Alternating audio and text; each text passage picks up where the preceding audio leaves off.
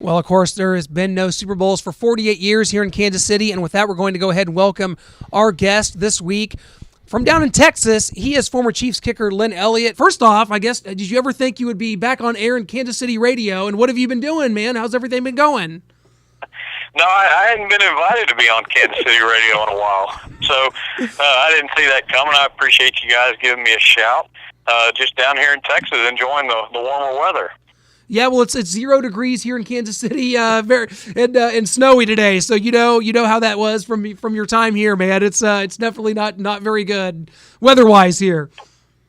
Yeah, my joke is when it's that cold, they say, "What's the temperature?" And I go, "There wasn't one." They go, "What do you mean?" I go, "It's 0. There is no temperature." Exactly. Yeah. Well, Lin, you won Super Bowl 27 with the Cowboys in 1992. You guys beat the Buffalo Bills 52-17. Garth Brooks is doing the national anthem. O.J. Simpson does the coin toss. Michael Jackson is the halftime show.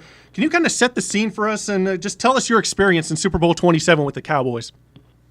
Well, yeah, looking back on it now, as I was actually visiting with my kids last night talking about the halftime show and Garth Brooks before, they asked me if I watched Michael. And they said, "Well, I guess you didn't get to see him because you were in the locker room." I said, "Well, really all the kicker has to do at halftime is go to the restroom, so that's what I did. And I snuck back out on the field and did watch Michael Jackson. So that was amazing. I didn't know really exactly what it was at the time, what was going on, how big he was, but that was fun. The game was in Pasadena, California. You can't have a better setting for that, 100,000 people plus in the stadium, 74 degrees, I think, at kickoff. So it was whatever you pictured, in your mind, a Super Bowl being, that's what it was. I'm sure it was awesome in Minneapolis, but it's probably pretty cold outside. Yeah, I don't think they quite even got to 0 last night as they were talking about that from last Sunday. But, and what an experience that was. As a rookie, you came in, and I think you had a very successful rookie season. And coming from Texas Tech to be a part of the Cowboys must have been an amazing experience. But then the next season, you were let go after you missed 2 field goals against the Bills in a 13-10 loss, and you were replaced by Eddie Murray, of course, after that. How did that all transpire and go down, and who brought you in to tell you, and what do you remember about the conversation about being waived by the Cowboys? You bet. Well, the end of my stay with the Cowboys was kind of similar to what it was with the Chiefs in the sense that I'd been struggling for a game or 2 or 3 games, going into that. So in preseason, there really wasn't any competition for me. We changed holders. There was a lot of things that were going on. We just didn't pay a ton of attention to kicking. But next thing you know, as the season started, I started to miss a couple of kicks. And like you said, against the Bills, I missed 2 kicks. We got beat 13-10. The main thing is Jimmy Johnson he's a master psychologist. He's an unbelievable person when it comes to psychology. And ultimately, I got the call from his secretary to come see Jimmy. And so you kind of knew what that is. And when I got in his office, he said, "Lin, hey, listen, I think you've done a fine job. I believe in you, but right now you're struggling. The team's struggling." At that point, Emmett was holding out. He hadn't, Emmett Smith hadn't played yet that season. He was holding out. And he goes, "At this point, I need to make a move. We need to make a change. I need to do something to support this team." Well, he replaced me with Eddie, but what he also did was he signed Emmett the next day. So I don't know if the difference in turning the season around was Eddie Murray or not, but it definitely was having Emmett back. And the next game, I think Eddie kicked 5 field goals. I could be wrong, but I don't think one of them was longer than 30 yards. But he got a bunch of good shots, and then the Cowboys went on for a big roll and won the Super Bowl again. Absolutely, another big Super Bowl for the Cowboys. But in 1994, then you wind up coming here to Kansas City, Lin, where you in '94 and during that season were an 83% kicker, 100% on extra points, and I believe you'd only missed 1 extra point in college, but to go 100% on a season is fantastic. How did everything wind up with you coming here to Kansas City, and then that season playing with with Joe Montana in his last season, Marcus Allen, Derek Thomas, Neil Smith, and what a great team that was. Well, kicking's a great job, but it's tough to get a job in the NFL, and the reason is there's 32 teams and there's 32 starting kickers, and if you're not a starting kicker, you're unemployed. And so that's the tough part.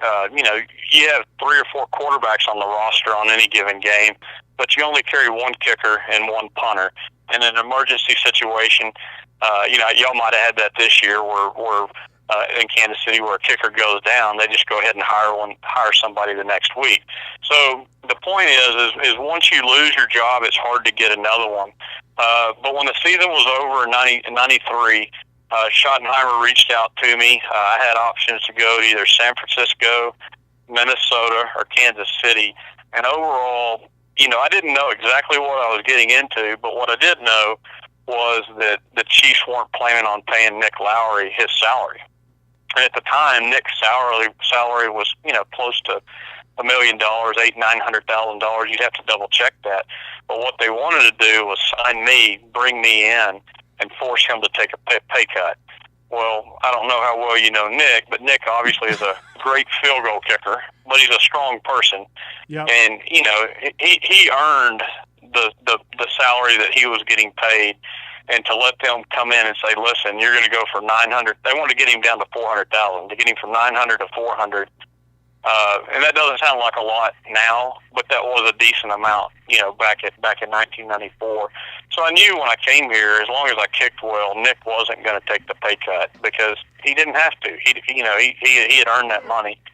And so ultimately that's what happened. They saw that I was kicking fine. They forced him to take a pay cut. He said no. They cut him, and then the Jets paid him. Well, Lin, you started off 1995 on fire. You were doing really well, but 3 games before the last game of the season, at Oakland, at Miami, versus Denver, you were 2-5 with extra points, 1-4 in field goals. We've interviewed Louis Aguiar in the past, who said he tried to help you through that time. Can you just talk about what happened in those 3 games? Kicking's a really funny. It's when I say the word funny, I mean it's funny how things go. But bad streaks can start really, really quick.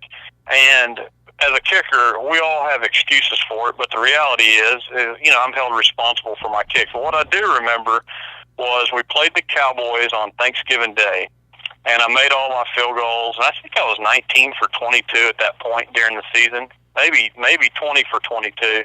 And I was all extra points. I was feeling really good about myself, and we go to Oakland to play the Raiders. And I don't know how much you know about the Oakland field, but the baseball team plays there as well. Yeah. And the infield. Yeah, that infield that comes through there.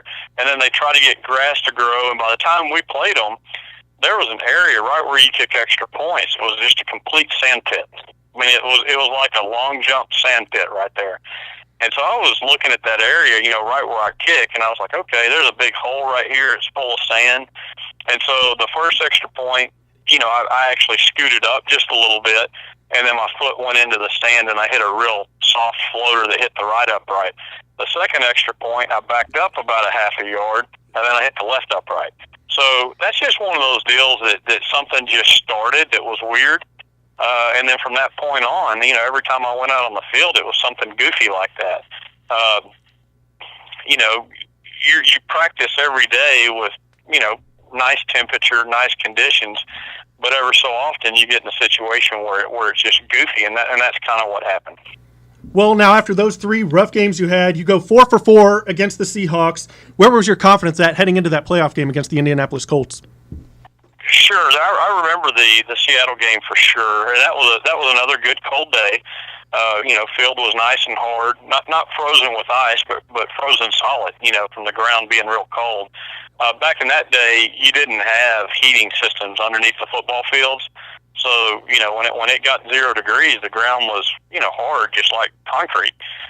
Even though there's some grass there, it's hard. But anyway, on that day, I did make all 4 field goals. Felt good about it. Heading into the playoff game, we had a week off.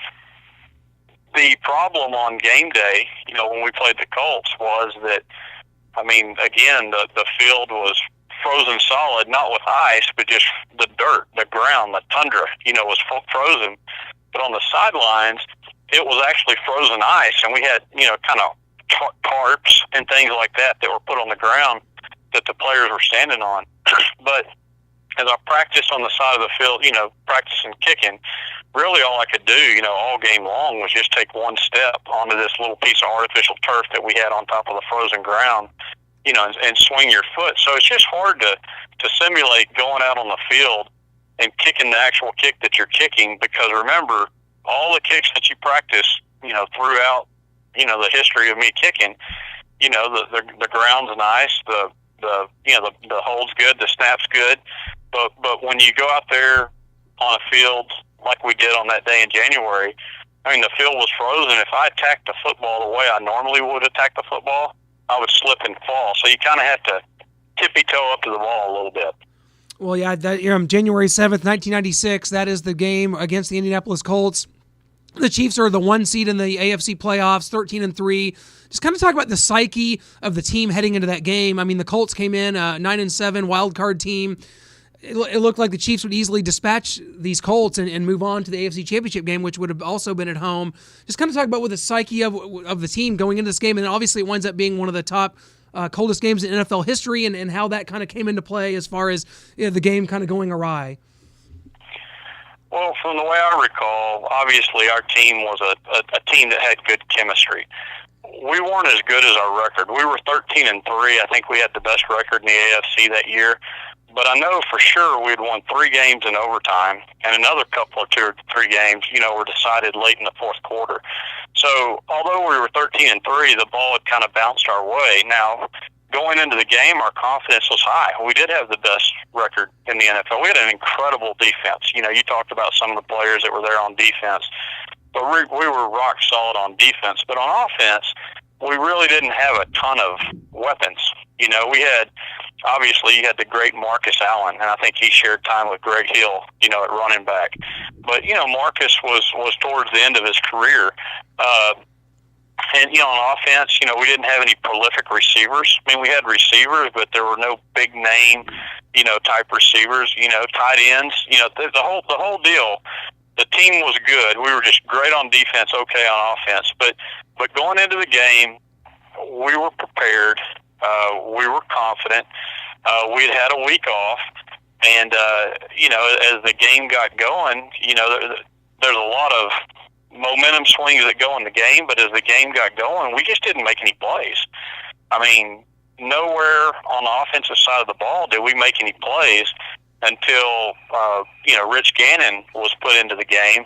And once he was put in the game, I think we realized he should have been the starter the whole year. Yeah. They probably needed a backup kicker that day, too. Well, Lin, as that game's going on, I mean, what did Mike Stock, Louis Aguiar, the rest of your teammates, your coaches tell you after you missed the first one, then the second one, and then after the game as you missed that third one? Well, so the game goes, the first kick was right before halftime. I don't remember what the score was. I assume we had 7 points. I'm not for sure what it was. And on that kick, I mean, that was the direction that I'd want to kick. And I went out there, and, again, you're having to watch your footing, again, so you don't slip and fall. And I went ahead and attacked the football and hit it, and I left it right off the right upright. It might even have kissed the right upright. It was right there. Now, I didn't see that coming. I expected, 100% to make that kick. And it was a real disappointment. It'd be like missing, an extra point that they make, that we kick now. I mean, it was a 35-yard field goal. I think it was 35 yards, somewhere right in that area. But I didn't have, I chalked that up as, snap, hold, kick, we'll make it. I just left it right. And that really had nothing to do with anything other than the problem is once you miss a kick, then you're going to make some compensations. And as the game went on, and I got the other 2 opportunities, remember, from the time that I kicked that ball, I did not see the field again until late in the fourth quarter. So probably in my mind, I'm thinking, hey, be careful with your footing. Don't leave it off the right pole. And the last 2 kicks I left off the left side. So I don't know really what happened there, but my guess is, A, you're trying to make sure you don't slip and fall so you give yourself a chance. B, the first kick you miss right, and next thing you know, the next kick you miss left. Well, obviously, it winds up being a devastating 10-7 loss for Kansas City, and the season ends there. And do you feel at all that you were made out to be the lone scapegoat? When Steve Bono threw 3 interceptions in the game, you guys were 13-3, you're at home, you're the far superior team, and the Colts kicker, Kerry Blanchard, actually only went 1 for 3 that day. But what was your feelings kind of after the game as far as feeling like a scapegoat in this situation? Yeah, I mean, that's a tough question because on one side of it, I'm a grown man, and my job was to go out and kick the kicks, that were presented in front of me. And they happened to be 3 kind of medium range type kicks, throughout the day. And I didn't come through on those kicks. But when you look at what Blanchard did, he was 1 for 3. You look at what Bono did. Even look at someone like Derek Thomas's stats on the day. What did he do? How many times did he pressure the quarterback?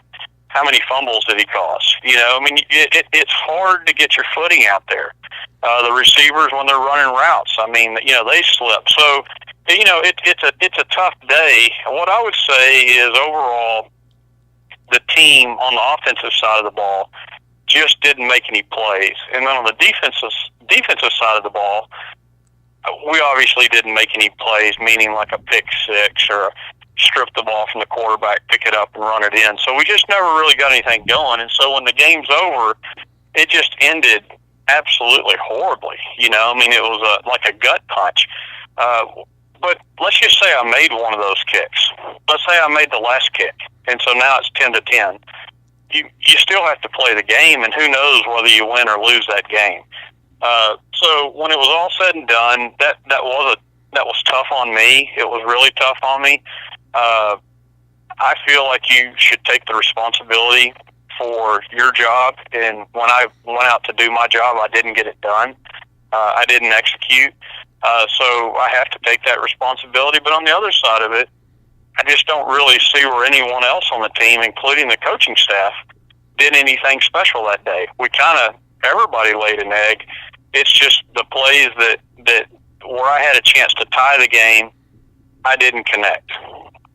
Well, yeah, you talk about others not taking accountability and responsibility for their play on the field. We had a chance to talk to one of your former teammates, Tamarick Vanover, who wanted us to tell you that he hopes all is well with you, but he also said that you were visibly hurting in the locker room. He told you to keep your head up, but he was most disappointed in the fact that almost no one else supported you after that. Can you talk about just sitting at your locker after the game there, the emotions you're going through, and the response from your teammates and coaches? Yeah, I'll be honest with you on that. I don't exactly recall, what went on.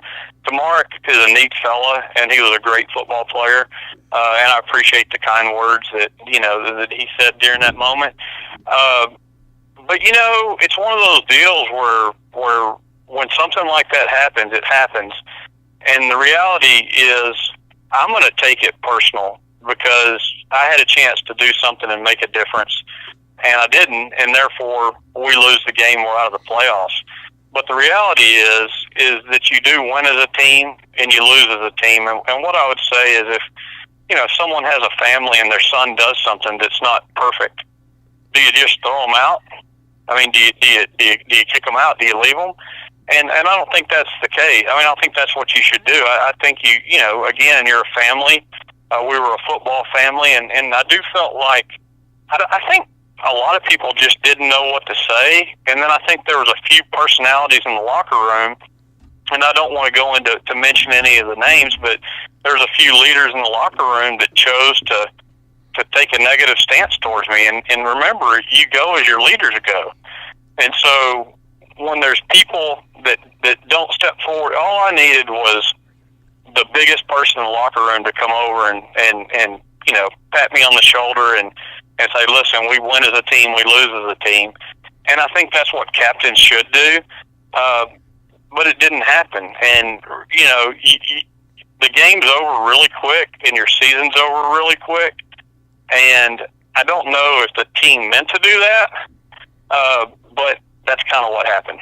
Well, Lin, I'm sure you heard the jokes going around after that game. You saw the attacks by the media, the fan base. Do you hold any resentment towards the organization, coaches, players, fans, and media here in Kansas City that didn't support you after that game? Honestly, I don't. Was I hurt? Sure, you're hurt. Kansas City is a beautiful place. Let's just say the Thanksgiving Day game before I started, struggling a little bit. If you had asked me after that game, what do you think of Kansas City? I'd say the fan base, the city, everything about this place is wonderful. I could actually live here. I'm from Texas, but this is, a place that I could live.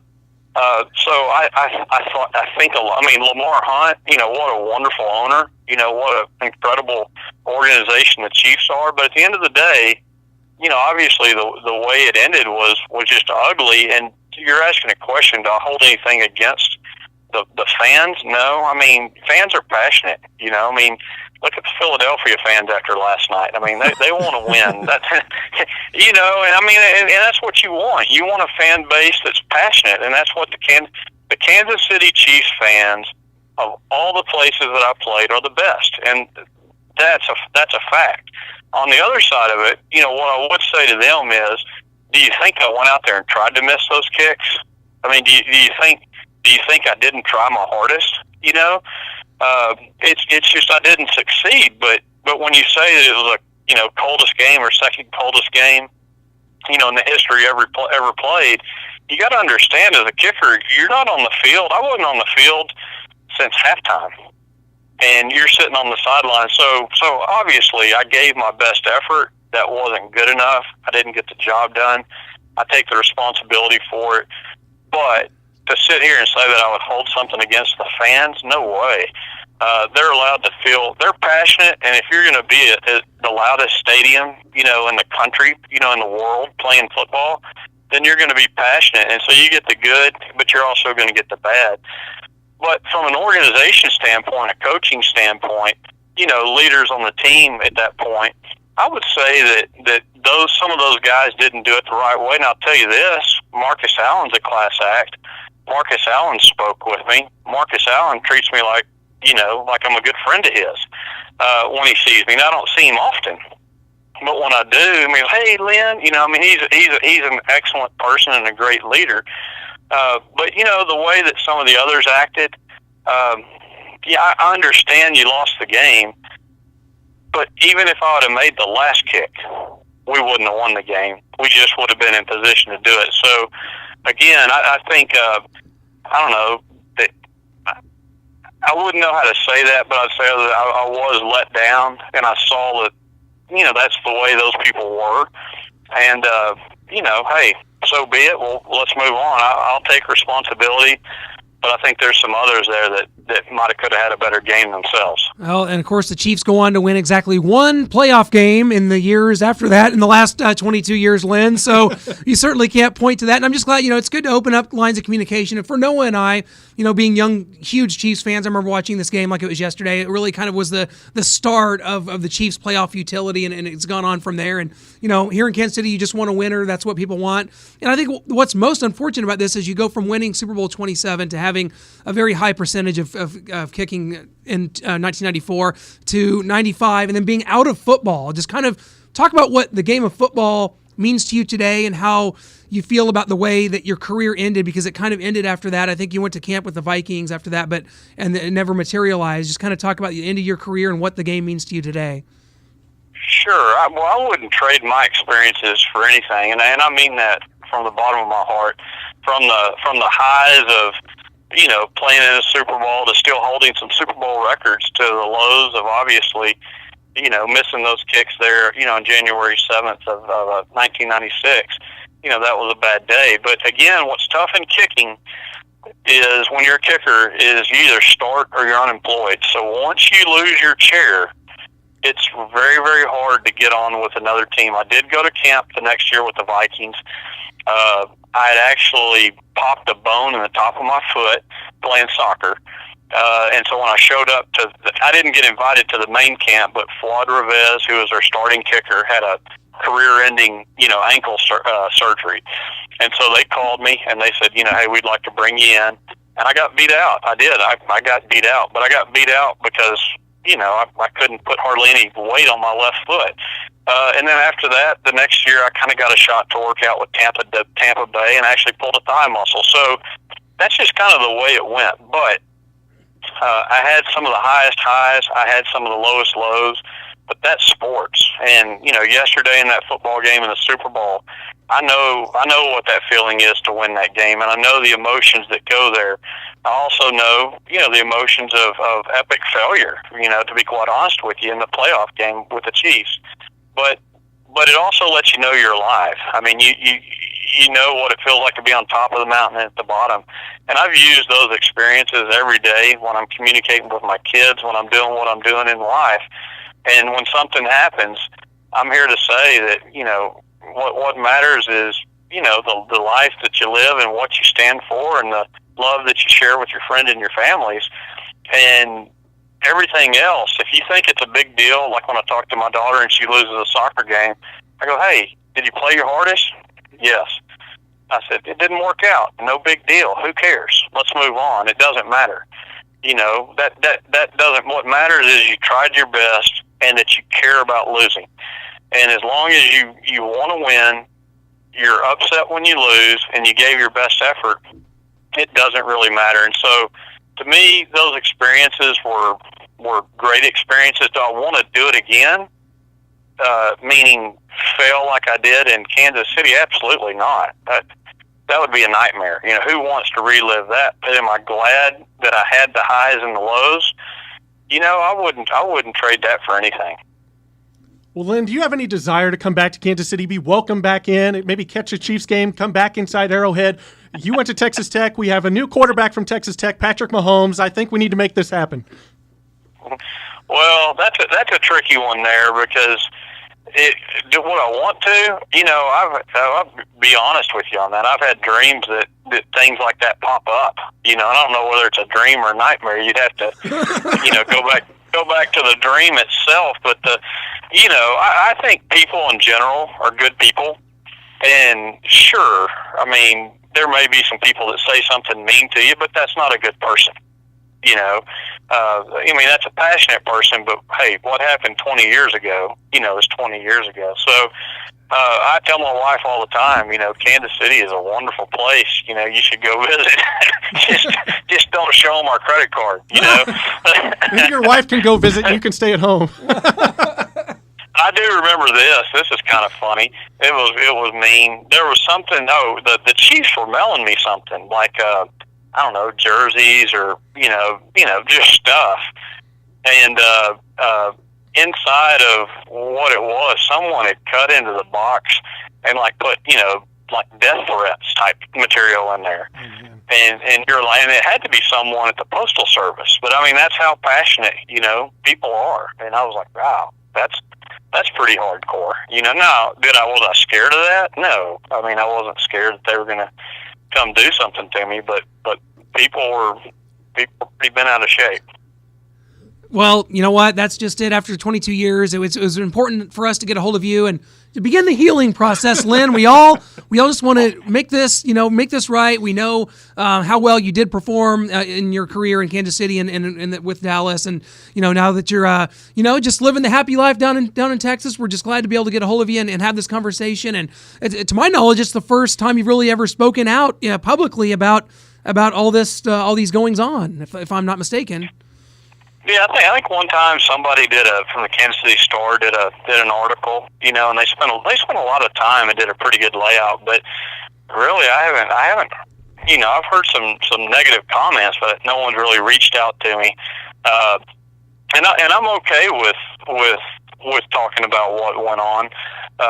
Enjoyed the conversation with you guys today, and the hopefully Mahomes can get this train on the right track. And once you get to the playoffs, it's tough. It's I'm not saying it's easy to get to the playoffs, but when you get to the playoffs, pressure does exist. And you can look at my performance, but you can also go and look at like you said, the Chiefs' playoffs record. It's once you get in a situation where it's a lose or go home situation, the pressure of the game picks up a little bit, and it's tough to get over the hump. And that's why guys like Belichick and Brady, when you look at what they've done in the last 12 or 13 years, getting to the big game 8 times, even though they're 5-3, they're 5-3 against the best team, the other best team in the NFL. And it's just really, really, really hard to do that.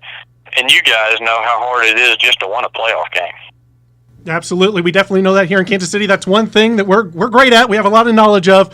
As a 10-year-old kid watching that playoff game, it was such a devastating moment. And just watching that, as a 10-year-old kid, the last thing you see, the kicker missing the kick, that's who you blame. And we just feel like we're, like Clint said, we're going through the healing process, and we need to get you back here to Kansas City. We need to bring this thing full circle. Well, keep in touch. Who knows? Maybe we can pull it off. Hey, Lin, that would be great, man. Thank you so much for giving us your time and for talking with us, man. We hope everything's going well. We'll be in touch, and good luck with everything, and we'll definitely catch up down the road, my man. All right, y'all have a good one. Thanks, You too. Take care. Well, that was a really interesting interview, Noah, talking with Lin Elliott about something that's been etched and burned in my memory since I was 12 years old, and that's how old I was when this game occurred.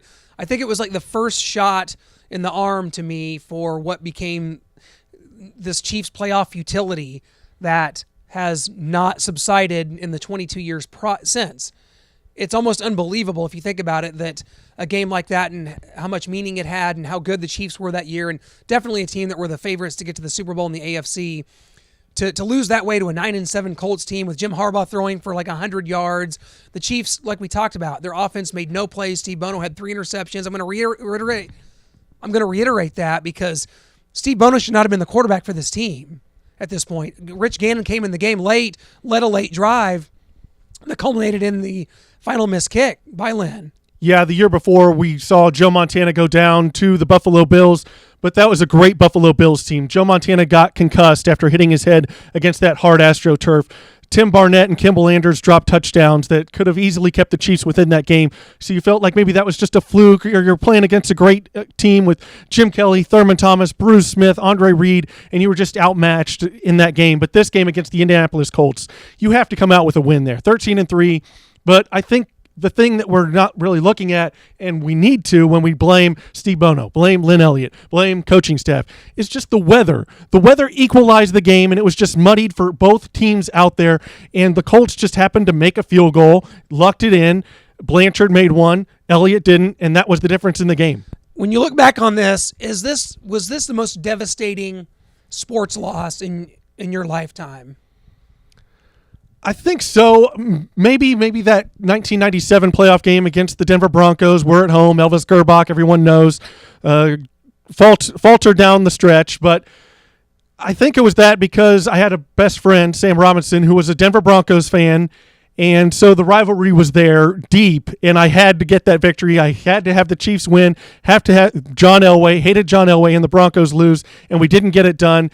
And I just remember kind of laying over my bed, tears started streaming down my face, and both of them are right there for me. I can't really decipher which one was more devastating. I do think the 95 team had a good chance. They would have played the Dallas Cowboys in the Super Bowl. I mean, they would have played the Pittsburgh Steelers in the AFC Championship game at home the next week. The Steelers, who almost lost to the Colts themselves the next week in Pittsburgh on Jim Harbaugh almost came up with a Hail Mary to win that game. Looking back, I think that it was devastating. Of course, at the time, you just think you're going to have ample opportunities at this, and the Chiefs have. 97, like you talked about, which Rich Gannon should have started that game too. And 2003, the no-punt game against the Colts. 2010, getting murdered by the Ravens. 2013, blowing a 28-point lead to the Colts again. It's just 2016, the Steelers don't score a touchdown. 2017, Marcus Mariota, the big comeback, 18 points. So I know we've made this a lot about the Kansas City Chiefs, and they've been knocked out of the playoffs for several weeks, and the Super Bowl's over. But you know what? That's sort of this is just kind of how we wanted to frame this, and how we thought it was important that the listeners hear from Lin Elliott. I think a lot of them still harbor a lot of ill will and bitterness towards him. Maybe some of that can kind of go away after this. It certainly has for me. He's a good dude, likes football, knows football. I think he was a little more, I'll say, eager to place the blame elsewhere, more so than I thought. Yeah, he did talk about Derek Thomas and the defense. Look at Derek Thomas's numbers, but he didn't say Derek was bad. He didn't have a good game. He's talking about his footing. He couldn't get his footing, so he wasn't as effective coming off the ball, getting around. Derek Thomas was famous for dipping his shoulder, getting around the corner. He couldn't do that with the bad footing out there. You talked about Steve Bono and the offense. They weren't great to begin with, and this just neutralized both sides of the ball, and they just couldn't really get anything going, and so it was just a survival of the fittest, really. Well, if you're already suffering postpartum depression from the Super Bowl, from football, keep it right here all through the winter and all through the spring here on the Great American Sports Show on 102.7, because we've got some amazing interviews. We're going to keep you going in football. We're going to keep it going with basketball. We do that because for us, football is flat out 24/7, 365, my friend. That's how we do it, and that's how it's going to proceed here on the Great American Sports Show. That's how we're going to get through this winter, how we're going to get through the spring and summer. A lot of football. We're going to have some college basketball coming up, but this is what we do, my friend. This is what we do, and we always try to bring great guests. Like, we went out, we scoured the earth, we found Lin Elliott, and we brought him back here to Kansas City. Hopefully, maybe one day he will be able and be welcome back to come to Kansas City, come watch a game in Arrowhead, have the fans give him a round of applause. We've kept him in the dark too long. We've kept him down there in Waco, Texas, and we've banished him from Kansas City long enough. I think we need to bring him back, and we love bringing these interviews to you. We love your feedback, your interaction, and this is why we do this. Absolutely. Feel free to hit us up on our Twitter at GASN Sports. You can also hit us up on our website, gasnsports.com. We're part of the Great American Sports Network, a website and an infrastructure that we pretty much put into place a few years ago that includes a lot of interviews, a lot of podcasts, videos, articles. It's all there, gasnsports.com. Please hit us up there. We always appreciate the interaction and for you guys subscribing to our stuff, and we just always look forward to talking with you guys, and we look forward to next week as well.